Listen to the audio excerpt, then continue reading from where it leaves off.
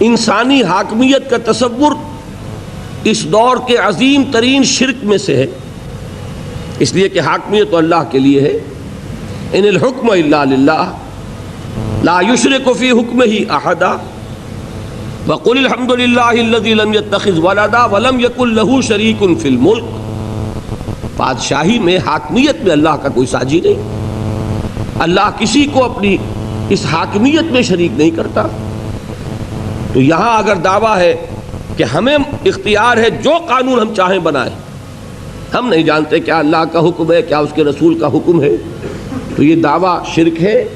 جب یہ دعویٰ ہے تو گویا کہ اللہ چھوٹا ہو گیا اور جو یہ دعویٰ کر رہا ہے وہ بڑا ہو گیا۔ اب ایسے تمام بڑوں کی بڑائی ختم کر کے اللہ کی بڑائی کو قائم کرنا، یہ تکبیر رب ہے۔ وَرَبَّكَ فَكَبِّرْ، اپنے رب کی تکبیر کرو۔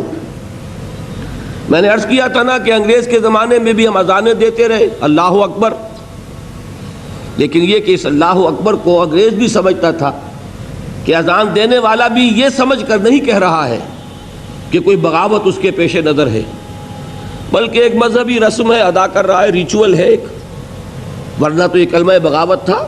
بڑا کون تھا؟ انگریز۔ حاکمیت کس کی تھی؟ انگریز کی۔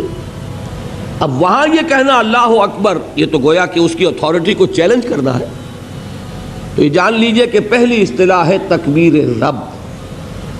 اسی کو کہا اقبال نے کہ یا وسعت افلاک میں تکبیر مسلسل، یا خاک کی آغوش میں تسبیح و مناجات، وہ مسلک مردان خدا گاہ خدا مست، یہ مذہب ملا و جمادات و نباتات۔ محض کہتے رہنا کہتے رہنا کہتے رہنا اللہ اکبر اللہ اکبر اللہ اکبر۔ میں نے اس روز بھی عرض کیا تھا، آج پھر عرض کر دوں کہ ثواب ضرور ملے گا کہ آپ نے اپنا وقت لگایا، ذکر کیا، اللہ کا نام لیا، لیکن یہ کہ اس سے کیا اللہ اکبر کہنے کا جو تقاضا تھا وہ پورا ہو گیا؟ وہ تو یہ ہے کہ جان ہتھیلی پرکھ کر میدان میں آؤ اور جو اپنی بڑائی کے مدعی ہوں ان کا سر جھکاؤ اور اللہ کی بات کو اونچا کرو، تب اللہ بڑا ہوگا۔